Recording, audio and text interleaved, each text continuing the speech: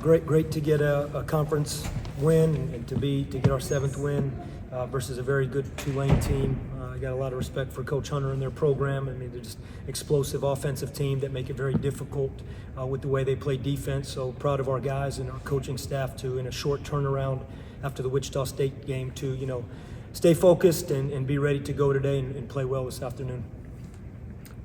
Coach, 3rd straight win, 7th conference win. I know you guys have higher aspirations, but just what does it mean to kind of get over this hump, so to speak? Yeah, probably it is that 3rd straight win, because we've had that opportunity 2 other times in conference play and we weren't able to capitalize. So to be able to do that today, and honestly, I think we've played 3 of our best, most complete games, our last 3 games, on both sides of the ball, really. Defensively today versus a team, again, I'll say it, I think they're as good of an offensive team as there is in this league. And then offensively over the last 3 games to be at 21 assists, 18 assists, and then 25 assists today, I think that is showing that the team really being connected on offense. So as much as anything, the assist numbers show me and our staff that we feel like we're playing the right way on offense right now.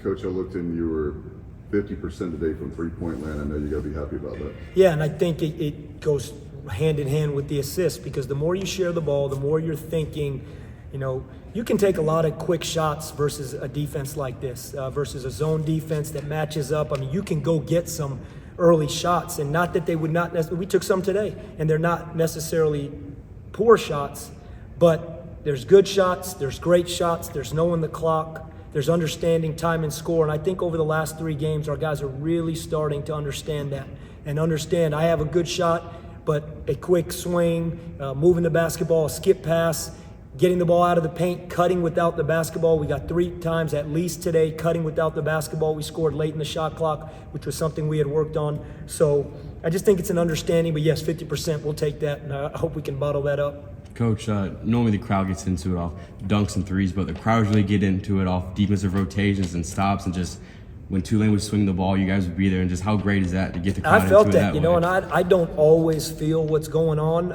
I felt it on a couple possessions, particularly in that first half, where we forced a 30-second clock violation, and we forced a couple plays like that where we were scrambling and rotating and getting there. And yeah, I did feel that, and we work on that every day. Again, I give our staff so much credit in terms of what all the coaches do to get the guys ready in a short time, but just that next play mentality, getting to the next guy, particularly versus a team like this that has 5 guys out on the court that really can go get it any way they want. So that was great to feel in the building. And Coach, it was tied at 41, and then you guys go on a 16-1 run. What'd you say to the guys there to just get them fired up, or that's just good shooting? No, we just stayed. Look, they came out, they had the ball at halftime, and they ran an action, and they got to the foul line right away at a halftime, and we came down, and Tulane is there going to make shots. They're going to make a run. They're going to make it tough for us on the other end with their zone defense. And so we just stayed the course. We didn't change anything. We didn't do anything different. We talked about, hey, this is how they're guarding things. We got to look for this now. Or they've made this adjustment. We got to do that. Defensively, I thought a couple times we got a little lackadaisical and the court got wide open and they got downhill early in the second half.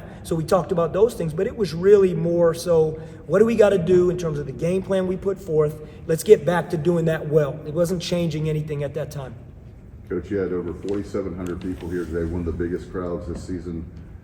How big advantage is that for the Pirates, for the basketball team? I think the more people we get in the building, the better advantage it is. I think the louder it gets in there, the more the atmosphere is, what college basketball is about, especially we're in the mix right now. We're in the hunt in this league midway through February, getting into late February.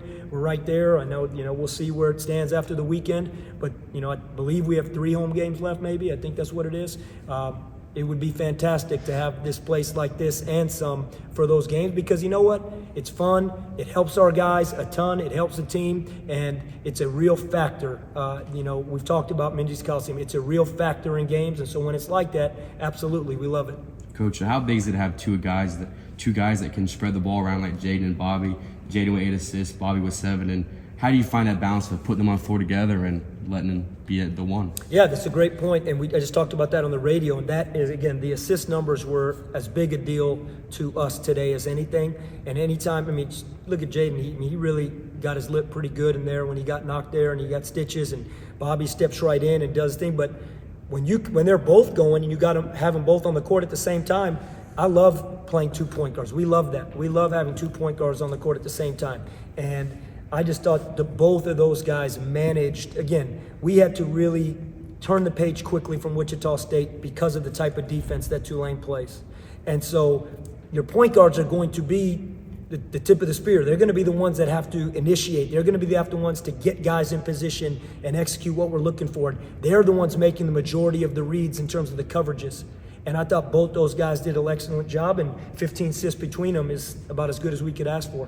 Coach, RJ Felton scored his 1,000th point early in this game. I know you had to coach a whole game. Didn't really have time to dwell on it. Just talk about what this meant to see that and the testament to who he is as an athlete. Yeah, and that's a great point, because it's not only who he is as a basketball player, it's RJ's loyalty, his commitment to ECU. I've said this so many times. He bleeds purple, him and Brandon Johnson, to stay here through everything that's happened and to be here. And so proud of RJ and that accolade that he accomplished. But as much as anything, for RJ and Brandon to be a part of the most wins in the regular season with still a lot of basketball left to be played, that is something that I think those guys have earned, and I'm really proud of it for them. And the first 3-game winning streak in conference play and some of the road success that we've been able to have to this point, that's where I think the coaches, the team is really happy and proud of RJ and Brandon too, him being here with them.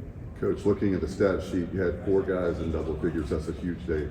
Yeah, that kind of balance is really good. And we've talked about it sitting here many times that, a couple games where RJ and Brandon were struggling because the defense was keying in on them. And I was asked many times, what's going on? Is there anything you can do to get it? The point is that those guys they're going to do what they do.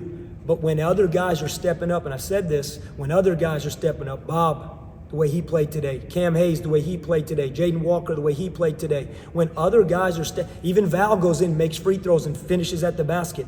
All of a sudden, it's harder for defenses to just keep that target right on RJ and Brandon's back. And they're always going to have it on them.